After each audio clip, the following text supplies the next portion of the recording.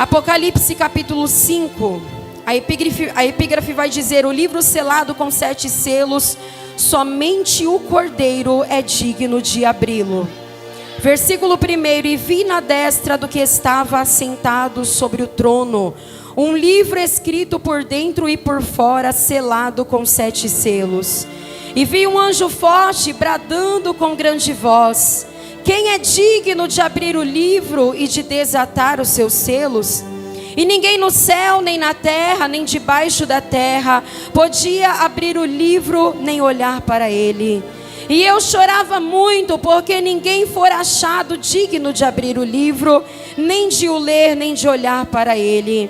E disse-me um dos anciãos: não chores. Eis que o leão da tribo de Judá, a raiz de Davi, que venceu para abrir o livro e desatar os seus 7 selos. E olhei, e eis que estava no meio do trono o dos 4 animais viventes, e entre os anciãos um cordeiro, como havendo sido morto. E tinha 7 pontas e 7 olhos, que são os Espíritos de Deus, e Deus enviados, o Espírito de Deus enviado a toda a terra. E veio e tomou o livro da destra do que estava sentado no trono. E havendo tomado o livro, os 4 animais e os 24 anciãos prostraram-se diante do cordeiro, tendo todos eles harpas e salvas de ouro e incenso, que são as orações dos santos. E cantavam um cântico dizendo: digno és de tomar o livro e de abrir os seus selos, porque foste morto e com teu sangue compraste para Deus todos os homens de toda tribo, língua, povo e nação. Nós somos comprados por um alto e bom preço. Levante a palavra do Senhor ao céu. Só você que trouxe a Bíblia, levante ela e ore assim comigo. Diga: Senhor Jesus, continua falando comigo através da sua palavra. Usa, Senhor, a tua serva conforme a sua vontade e para a glória do seu nome, em nome de Jesus. Amém. Pode se assentar, desocupar as suas mãos e aplaudir ao Senhor. Bem alegre as palmas, que é para Jesus. Glória a Deus. Estamos aqui nessa noite, neste culto de adoração ao Senhor, com um tema: leão e cordeiro. Nós vamos meditar um pouco na palavra do Senhor, aqui no livro do Apocalipse. Mas para falar do leão e do cordeiro, primeiramente nós precisamos entender que o maior problema da humanidade sempre foi o pecado. Nós sabemos que nada pode nos separar do amor de Deus. Já era para ter dado glória. Nada pode nos separar do amor dele. Mas Isaías capítulo 59 verso 2, o profeta vai dizer que o pecado faz divisão entre nós e o Senhor. Em Gênesis nós vamos ver o relato de toda a criação de Deus e como tudo o que Deus fez era perfeito. Tudo o que Deus criou era bom. Mas Deus, ao finalizar a sua obra, criando o homem, disse Deus: é muito bom. Quando Deus criou o homem e toda a sua criação, o Senhor se alegrou por ter feito o homem com as suas próprias mãos. O homem foi criado do pó da terra, era apenas um boneco de barro, mas a Bíblia vai dizer que o Senhor soprou sobre ele o fôlego de vida. Por isso Deus está dizendo que foi muito bom ter criado o homem, porque Salmo 150 verso 6 vai dizer: tudo que tem fôlego, louve ao Senhor. O que Deus está dizendo? O homem tem fôlego, então ele vai me adorar. Eu quero te dizer que nós recebemos fôlego para adorar unicamente e exclusivamente a presença de Deus. O Senhor não aceita uma adoração dividida. Hoje eu sou crente, amanhã eu não sou. Eu sou crente aqui, mas não sou na escola, não sou no trabalho. Não é isso que Deus quer. O Senhor procura verdadeiros que adorem todo o tempo em espírito e em verdade. Deus então cria um jardim no Éden e coloca ali o primeiro homem, Adão. Uma ordem havia sido dada a Adão. O Senhor criou no jardim tudo perfeito e falou para Adão: você pode usufruir de tudo, mas da árvore que está no meio da cidade, a árvore do conhecimento do bem e do mal, essa você não vai comer. Uma ordem havia sido dada. O homem quando fala, ele fala. Deus quando fala, ele ordena. Uma ordem tinha sido dada para Adão, e a única coisa que Deus queria era a obediência. A palavra do Senhor vai nos dizer que é melhor obedecer do que sacrificar. Deus queria obediência. Bata no teu peito e diga para você: Deus quer de mim obediência. O Senhor fala conosco. O mundo tem as suas vozes, Satanás tem a sua voz, mas quando nós queremos ouvir a voz de Deus, precisamos silenciar todas as outras, porque bem-aventurado é aquele que ouve aquilo que Deus fala. A Bíblia vai dizer que Deus também cria uma adjuntora para Adão, para o auxiliar, e ela recebe o nome de Eva. A Bíblia então diz que Deus, ele descia no jardim do Éden todos os dias, na viração do dia, para falar com Adão. O que eu entendo com isso? Deus, ele tem prazer em falar com o homem. Deus, ele tem prazer em falar com a mulher. Eu ouvi a irmã Andréia falando aqui sobre relacionamento. Quando o homem, ele está em obediência diante da presença de Deus, ele tem prazer de descer, ele tem prazer de falar, ele tem prazer de operar. E eu quero dizer, se tem alguém aqui que ainda tem alegria em ouvir a voz do Espírito Santo, ele vai descer no nosso jardim nessa noite. O Senhor descia todos os dias. O Senhor, ele quer continuar descendo sobre a nossa vida. Mas para isso nós precisamos ouvir e obedecer a voz de Deus. A Bíblia vai dizer para nós então que Eva, ela foi enganada pela serpente que representa Satanás. E a serpente vem e induz a Eva a comer do fruto que ela não poderia. Eva então, ela come do fruto, ela é enganada e ela também dá ao seu esposo Adão. Quando eles comeram daquele fruto, uma aliança foi quebrada entre o homem e Deus. Agora o homem já não tinha mais aquela intimidade, agora o homem já não tinha mais aquela amizade. Eu quero dizer para você, debaixo dessa palavra, amizades aqui na terra vêm e vão, porque nem todos são verdadeiros. Mas você que ainda é amigo de Deus, conserve essa amizade com o Espírito Santo, conserve essa intimidade com Ele, porque o Espírito Santo não é mais um, Ele é o auxiliador na nossa caminhada. E a Bíblia diz que eles perderam a inocência. E através da desobediência, o pecado entrou na terra. E eles descobriram que estavam nus e se esconderam de Deus. Tiveram vergonha de Deus. O pecado é algo que nós não podemos brincar, porque o pecado nos separa do Senhor. O Senhor quer uma noiva lavada, remida no sangue do Cordeiro. Essa não é uma palavra de condenação, essa é uma palavra de esperança. Senhor, mas eu pequei, eu errei. Eis aqui o Cordeiro que pode perdoar os nossos pecados. O Senhor não quer que nós venhamos sair daqui com o peso do pecado. Nós não podemos viver longe de Deus. E se não queremos viver longe dele, precisamos ter intimidade, amizade, através da obediência à sua palavra. A Bíblia diz então que Deus veste Adão e Eva de peles, eles são vestidos para tampar a sua nudez, para tampar a sua vergonha. Nós podemos entender, a Bíblia não relata, mas podemos imaginar que ali aconteceu o primeiro sacrifício de animal, para que aquela pele pudesse vestir Adão e Eva. Um animal inocente havia morrido, sangue havia sido derramado. Nós começamos a entender então que o pecado havia separado o homem de Deus, mas que o sacrifício poderia aproximá-los do Senhor de novo. A partir daí, todo o povo de Deus começa a fazer sacrifícios para se aproximar do Senhor, mas nenhum sacrifício era tão eficaz quanto o sacrifício que estava por vir.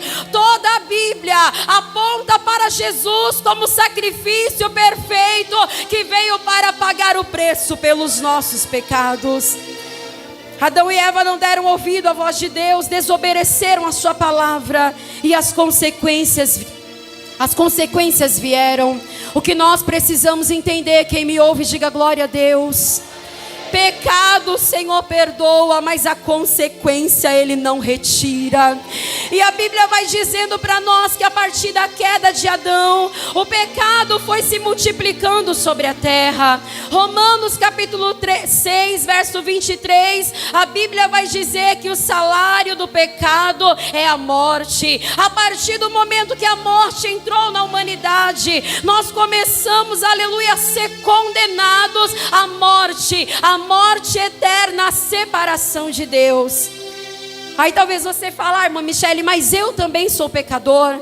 Romanos 3:23 vai dizer: todos pecaram e foram destituídos da glória de Deus. Quando Adão pecou, quando entrou o pecado na humanidade, nós somos destituídos, ou seja, tirados de uma posição original. A nossa posição é em Deus, é com Deus, é na presença de Deus. Quem acredita que nós ainda podemos entrar neste lugar? Nós temos acesso a este lugar, aleluia. Se todos pecaram, logo todos deveriam morrer, pois o salário do pecado é Nós estávamos em dívida com Deus, e alguém inocente precisava morrer para que nós pudéssemos viver.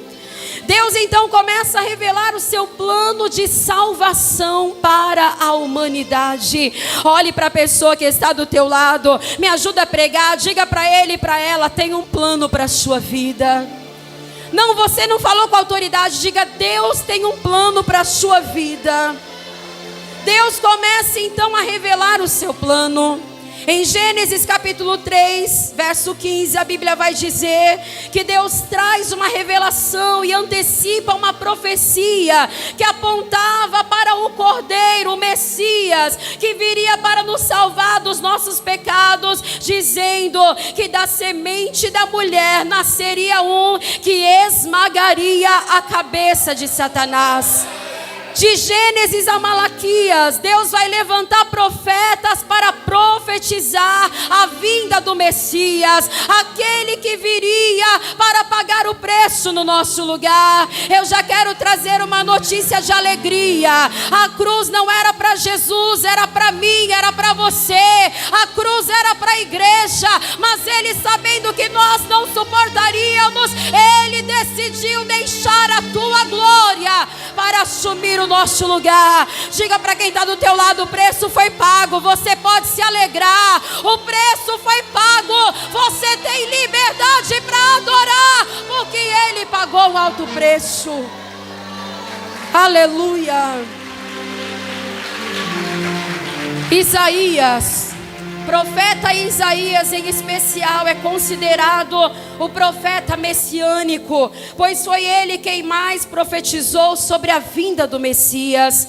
Isaías capítulo 7, verso 14, a Bíblia vai dizer: porque o Senhor mesmo vos dará um sinal.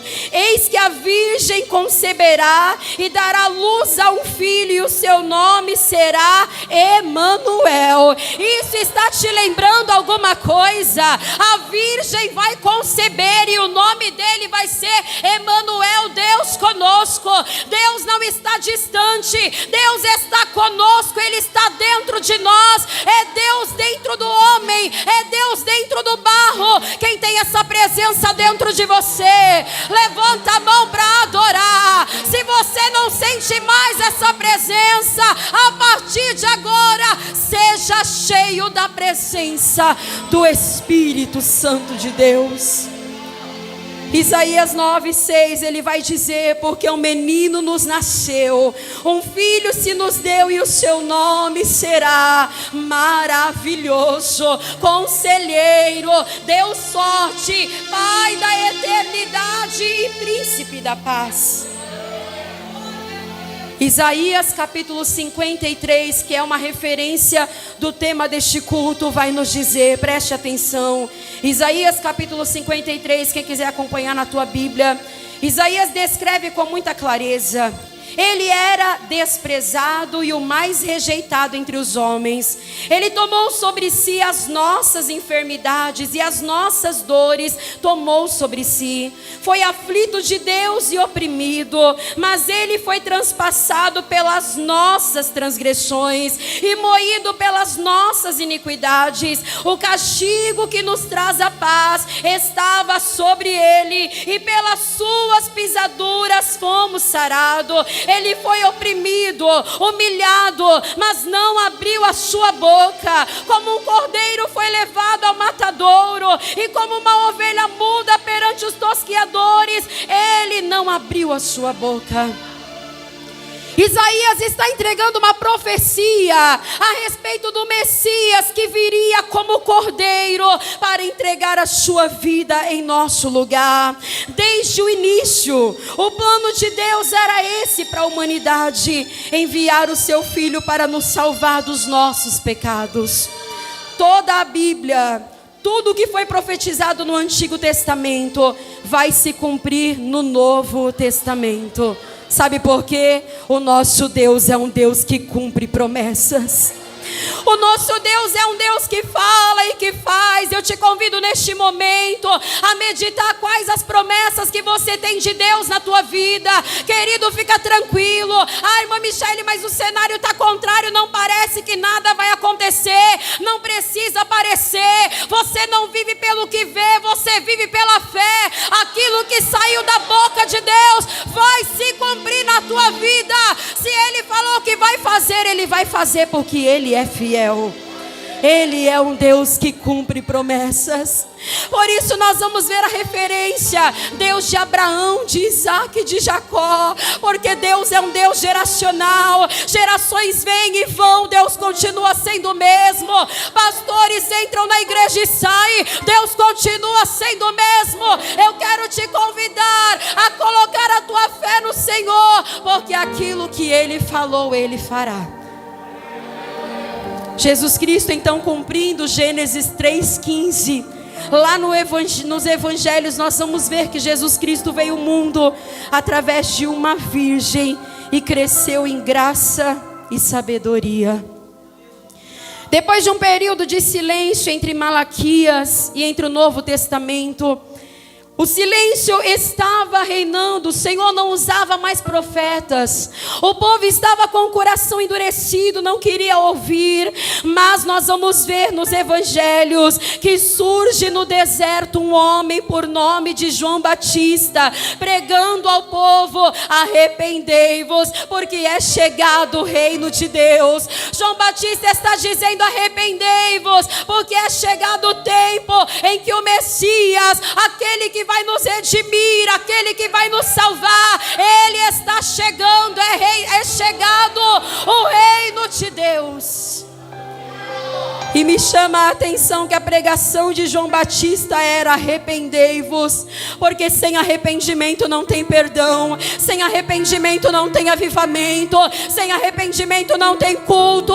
Tudo que nós fazemos tem que ser com o coração quebrantado e arrependido diante de Deus. Ai, irmã Michele, mas quando eu canto melhor que fulano, que cicrano. Não é isso que Deus procura. A Bíblia diz que um coração contrito e aquebrantado Deus não vai desprezar. Deus não procura quem canta bem, isso é bom, mas não é o que Deus procura. Deus não procura pessoas com eloquência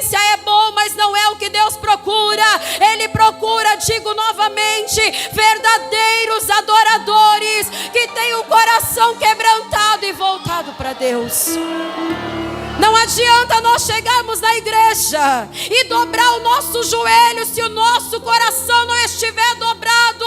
Deus está dizendo para nós: se dobrem, se arrependam diante de mim, porque é chegado o meu reino. Quem está sentindo o Espírito Santo trabalhando em nosso meio? João era só uma voz no deserto, preparando o caminho para o Salvador. Quem crê na revelação da palavra de Deus? Eu quero profetizar aqui em Araçatuba que o Senhor vai levantar jovens, homens e mulheres como João Batista para pregar nas ruas, nas praças, nas escolas, nas faculdades, dizendo: arrependei-vos, porque é chegado o reino de Deus.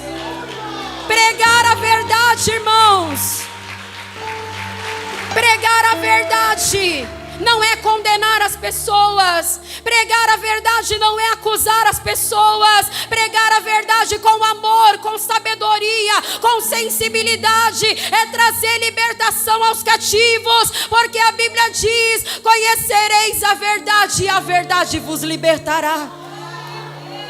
Jesus, ele certa vez dentro do templo vai dizer o que foi profetizado em Isaías: eis que o Espírito do Senhor Jeová está sobre mim, e Ele me ungiu para pregar as boas novas de salvação, para libertar os cativos. Só quem crê no poder da palavra, levanta a tua mão. O Senhor está entregando uma autoridade aqui. Você não vai pregar no teu nome, é em nome de Jesus. O Senhor está te dando autoridade. Quando você falar, você vai ter respaldo do céu. João falava, João era só mais um, vamos dizer assim, como eu, como você, só mais um que anuncia no meio do deserto: Ele vem, Ele vem, Ele vem. Aí João está dizendo: arrependei-vos, porque é chegado. Num certo dia comum, entenda uma coisa que Deus tem falado muito ao meu coração: os dias comuns podem ser extraordinários. Aí você diz: mas como assim, irmã Michele? É só mais um dia que eu vou para a escola, é só mais um dia que eu vou para o trabalho. Mas amanhã você pode não acordar com vida. Então extraordinário é hoje. A oportunidade que nós temos é hoje. João estava aproveitando a oportunidade. Ele não sabia que seria naquela hora, mas ele diz: arrependei-vos, porque é chegado o reino de Deus.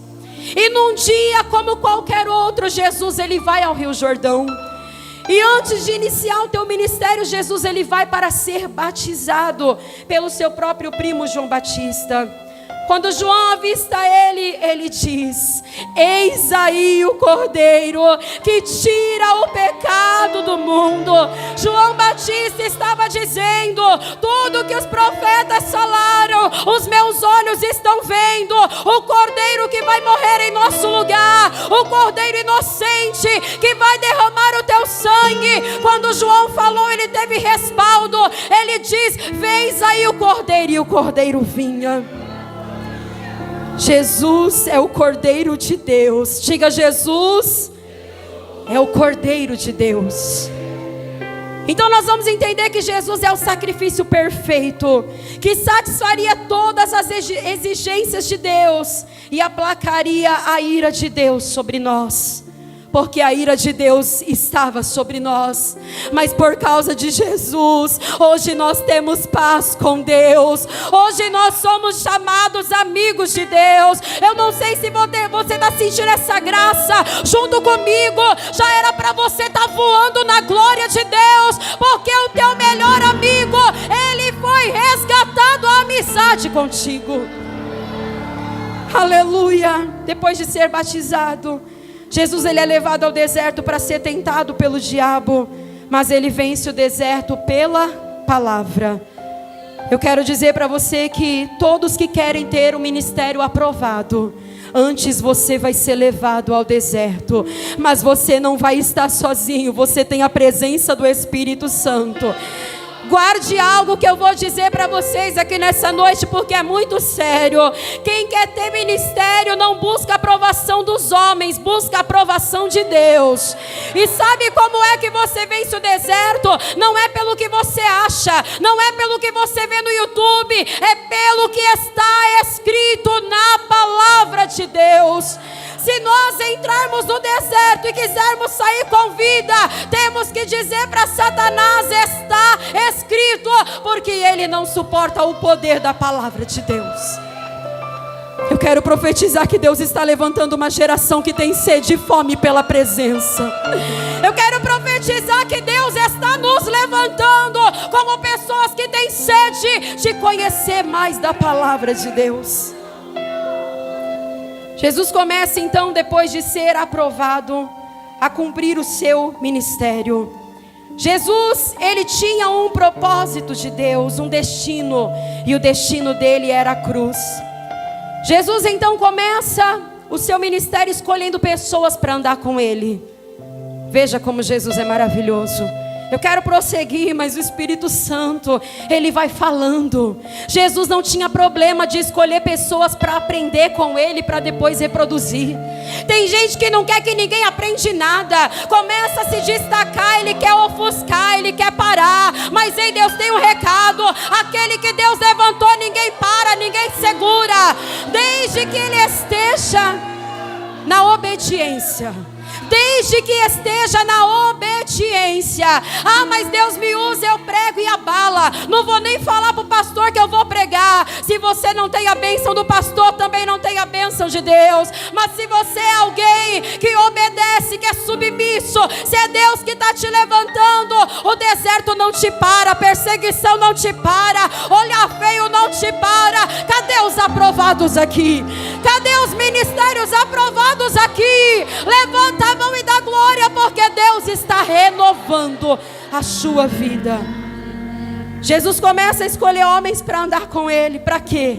Para que quando Jesus fosse ao céu, os homens continuassem fazendo aquilo que ele fazia.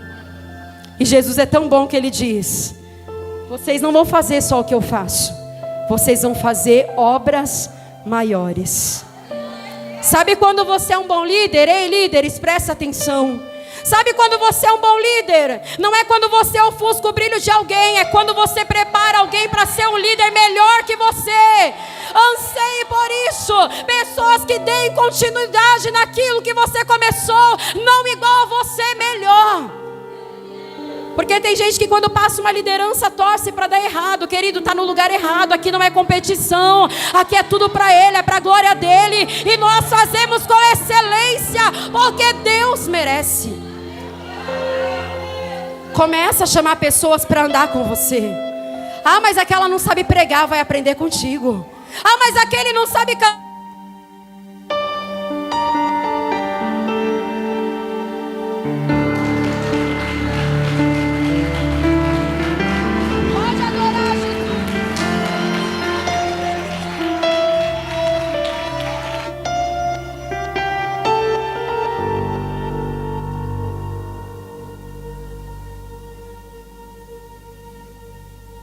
Escolha pessoas para andar contigo, para aprender contigo. E quanto mais pessoas forem levantadas, mais o nome do Senhor é exaltado. Na igreja não tem lugar para competição. Nós fazemos o melhor e é para que o nome dele seja glorificado. Ah, irmã Michele, eu vou fazer o melhor, então eu tenho que cantar melhor que alguém, tenho que pregar melhor que alguém. Não, não é melhor que o outro, é o teu melhor, é o que você pode dar de melhor. Quem aqui pode dizer: Senhor, eu vou te dar o meu melhor, conta comigo? O mesmo Deus que está aqui está no culto da semana, viu? Ele está na segunda, ele está na terça, ele está na quarta, ele está no culto de ensinamento. Então quando você vier, não espera festividade para dar o melhor. Festividade é todo dia o nome dele no céu é exaltado, todo dia o nome dele no céu é glorificado. E a igreja também adora, a igreja também glorifica. Vamos prosseguir. Onde Jesus passava, havia cura, libertação, ressurreição, salvação, porque o reino de Deus estava entre nós. O reino de Deus desceu na terra através de Cristo. Por que que onde Jesus passava, Ele curava os enfermos? Porque no reino de Deus não tem enfermo. Por que que onde Ele passava, o morto ressuscitava? Porque no reino de Deus não tem morto. Fica tranquilo, hoje aqui a porta pode estar fechada, você pode estar doente, mas na eternidade você já está curado, na eternidade você já está abençoado. Os discípulos estavam acostumados a ver milagres, mas Jesus disse bem claro: no mundo nós teremos aflições. Jesus, ao fazer milagres, Ele revela que é Ele quem Ele revela quem Ele é, e começa a ser perseguido, porque o trabalho de Satanás é tentar impedir a obra de Deus. Então Satanás vai usando pessoas para perseguir Jesus, humilhar. Ele foi traído, mas ele continuou cumprindo o seu ministério até chegar a hora de se entregar por nós. Jesus já sabia do seu destino. A morte por crucificação era a morte mais dolorosa, era a morte mais lenta daquela época. E Jesus sabia que estava chegando o momento dele ir para a cruz. E ele se sentindo em agonia. Imagine aí agora, Jesus já sabia: daqui a pouquinho eu vou estar caminhando de encontro com aquela cruz. Jesus estava se sentindo agoniado, aflito. Então ele chama alguns dos seus discípulos e vai para o monte Getsêmani orar ao Senhor. Quando estamos aflitos, irmãos, o caminho é a oração. Ei, quando você estiver aflito, não vai lá na casa do vizinho contar, não vai para a internet desabafar, sentindo-se oprimido, sentindo-se angustiado. Não, entra no teu quarto, fecha a porta, vai para a oração. A oração é o caminho da vitória. Deus está te aguardando no lugar secreto. Jesus sobe com os discípulos até um lugar, e depois ele vai mais adiante com 3. E ele deixa aqueles 3 ali, e ele vai até mais adiante, simbolizando o lugar santíssimo. Jesus, ele entra no lugar santíssimo, e ele começa a sentir ali no Getsêmani o peso dos nossos pecados, a angústia das nossas enfermidades e a própria separação de Deus por causa das nossas transgressões. A agonia era tão grande que o seu suor se transformou em gotas de sangue. Ele chegou a clamar: Pai, se for possível, passa de mim esse cálice. Ele, como homem, se sentia aflito, angustiado. Ele disse: Pai, se for possível, passa de mim esse momento. Mas naquele momento ele se lembra que somente Ele poderia nos salvar. Naquele momento ele se lembra da igreja de Bragança Paulista, e ele diz: Pai, eu estou agoniado, aflito, mas todavia seja feita a sua vontade. Quando estamos na presença de Deus, não fazemos mais a nossa vontade, mas a vontade dEle. Não estamos aqui para fazer o que queremos, mas o que Ele quer de nós. Sabe por quê? Nós não vivemos mais, mas Cristo vive em nós. Ali foi tomada a decisão da nossa salvação. Jesus poderia ter desistido, mas Ele foi fiel até o fim. Quando os soldados chegaram para prendê-lo, Ele deu um passo à frente, se entregando. A morte de Cristo não foi obrigatória, Ele se entregou. Eu costumo dizer que não mataram Jesus, Ele se entregou porque a morte não teria poder sobre a vida dele. Jesus foi arrastado, e nós já vamos caminhando para o final. Jesus foi arrastado, maltratado, cuspido, pregado em uma cruz. Eu estou falando de um Deus que veio em forma de homem. Preste atenção, Ele foi pregado numa cruz, semblante de dor e sofrimento, mas como uma ovelha, Ele não abriu a sua boca. Quando Jesus levava chibatadas e chicotadas, Ele não reclamava, Ele gemia. E Ele suportou calado como uma ovelha. Eu não suportaria isso, você não suportaria, mas Ele assumiu o nosso lugar. Naquela cruz Jesus se entrega ao Pai dizendo: Pai, está consumado. Naquele momento houve trevas, a terra tremeu, o véu do templo se rasgou. Aquilo que separava de nós entrar já não separa mais. O lugar santíssimo, que só o sumo sacerdote podia entrar, hoje você também pode. Hoje você pode entrar, porque o véu foi rasgado. Não há mais separação. Jesus se entrega, ele diz: tetelestai, está consumado. Jesus está dizendo: Pai, aquilo que o Senhor me entregou para fazer está cumprido. Nas suas mãos eu entrego o meu espírito. Jesus entregou o espírito, foi sepultado, mas ao terceiro dia, no domingo pela manhã, ele ressuscitou. Depois que ele apareceu aos seus discípulos, Jesus, ele foi assunto aos céus. Mas quando ele foi, ele não nos deixou órfãos. Ele disse: eu enviarei outro Consolador, e ele estará com vocês todos os dias até a consumação dos séculos. O Consolador está aqui. Você pode estar sofrendo, mas ele está no teu sofrimento. Você pode estar chorando, ele está na tua lágrima. Você pode estar sendo perseguido, mas o Consolador está contigo. E agora os discípulos são cheios do Espírito Santo e começam a pregar e fazer as obras que Jesus fazia. Da mesma forma que perseguiram Jesus, perseguiram os discípulos e perseguem ainda hoje a igreja. Se você é um discípulo de Jesus, não se prepare para ser aplaudido, elogiado. Se prepare para ser perseguido. Se prepare para passar as aflições, porque evangelho não é regalias, evangelho é renúncia.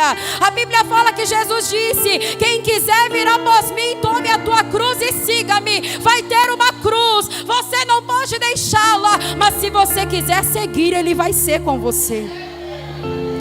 Evangelho não são aplausos, não são elogios, não é bajulação. Evangelho é transformação, entrega, renúncia. Nós também seremos perseguidos, mas tem um porém, e nós já estamos acabando. Tem um porém. Podem perseguir, podem humilhar, mas nunca irão destruir a igreja do Senhor. Porque a igreja tem um dono, e o dono da igreja disse: as portas do inferno não prevalecerão contra ela. As portas do inferno não prevalecem contra ti, não prevalecem contra a tua casa, não prevalecem o teu ministério. O que o Senhor está dizendo? Deixa perseguir, deixa falar mal. Teu negócio não é com o homem, é com Cristo. A igreja segue triunfante. Quem pode dar um glória por isso? Alguns discípulos triunfavam tanto na graça e na glória que eles se entregavam à morte por causa do amor ao evangelho. E se eu preparar quem está preparado para entregar a vida por Cristo, o negócio vai ferver aqui. Até que ponto nós somos cristãos? Mas agora, cerca de 90 a 96 anos depois de Cristo, a Bíblia vai nos falar de um homem chamado João.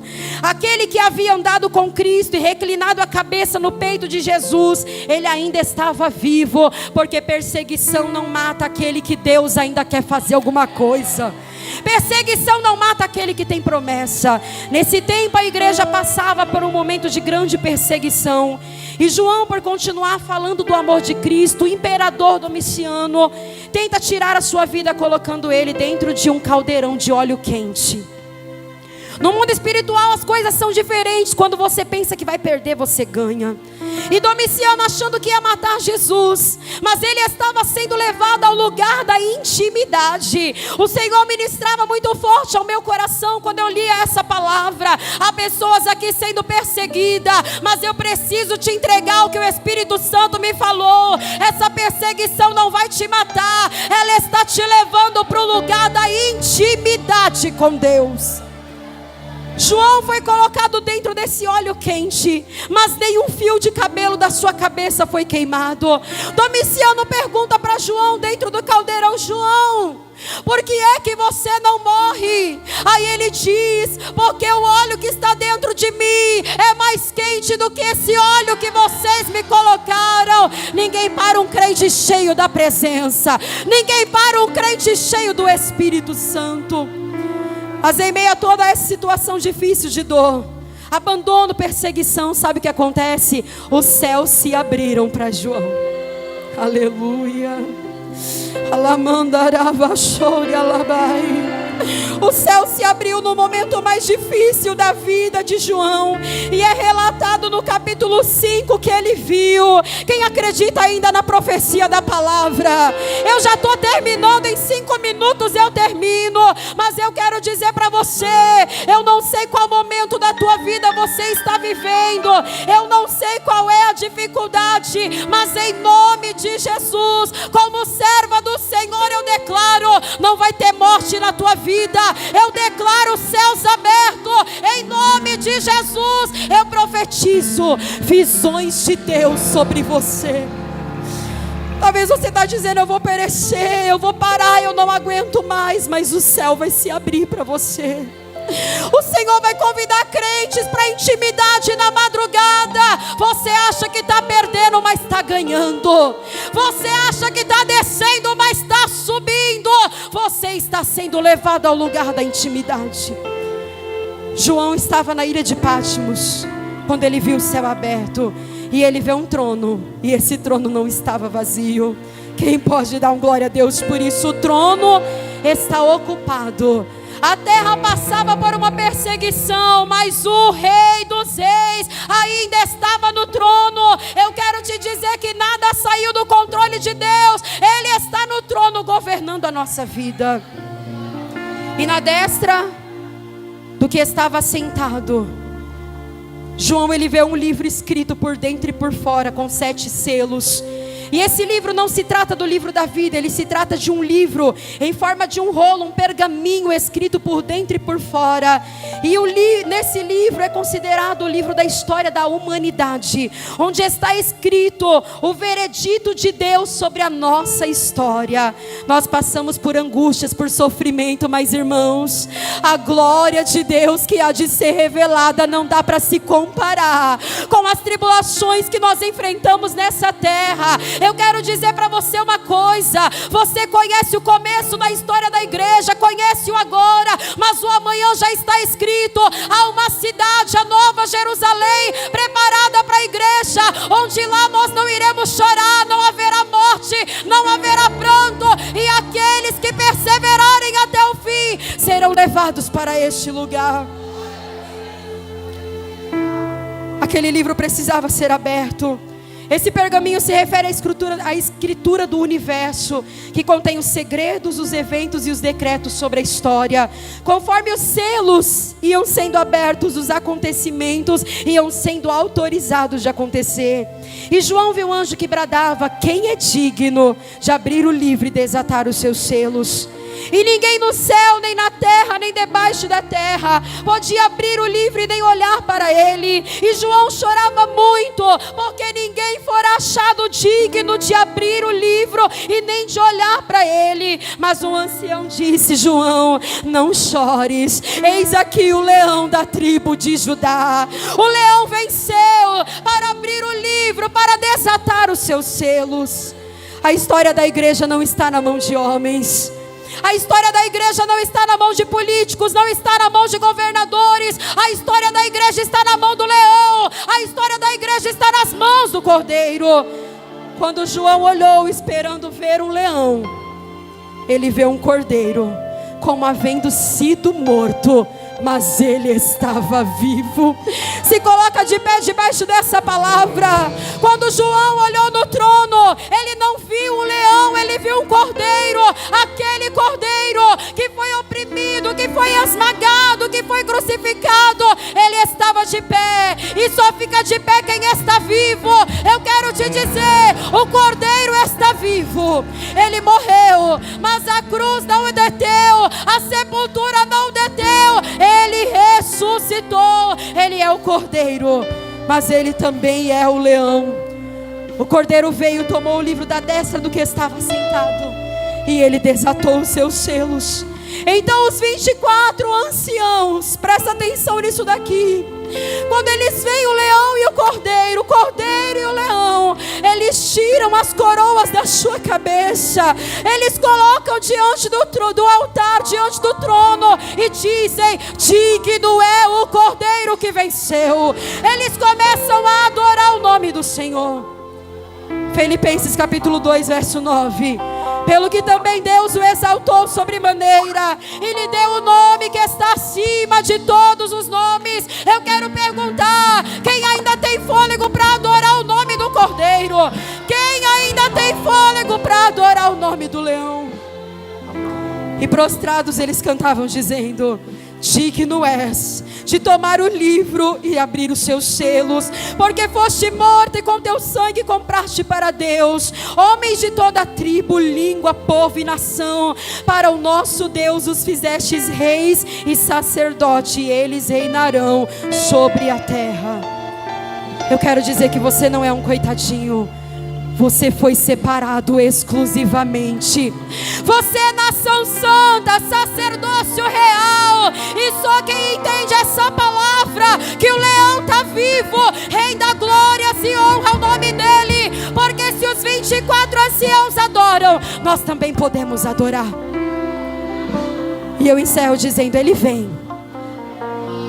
O leão vai rugir. Nós ouvimos cantar aqui: ruja o leão, e ele vai rugir, ele vai voltar. Só que só vai subir com ele quem tem o nome escrito no livro da vida. Aqueles que reconhecem o sacrifício que Jesus fez, aqueles que reconhecem que ele está vivo. E hoje eu quero te perguntar: tem alguém aqui que você ainda não se rendeu para Jesus? Você ainda não aceitou a Jesus e você diz: eu quero aceitá-lo hoje. Eu não entendo muito bem esse negócio de ser crente, mas eu quero me entregar, eu quero aprender, porque eu quero subir com o cordeiro e com o leão. Tem alguém que deseja entregar a sua vida para Jesus? Eu digo para você uma coisa: tudo aqui na terra vai passar. Dinheiro passa, fama passa, posições passam, tudo, beleza passa, mas a salvação, ela é eterna. Jesus não quer ver só você na igreja recebendo bênção. Jesus quer você junto com ele na glória por toda a eternidade.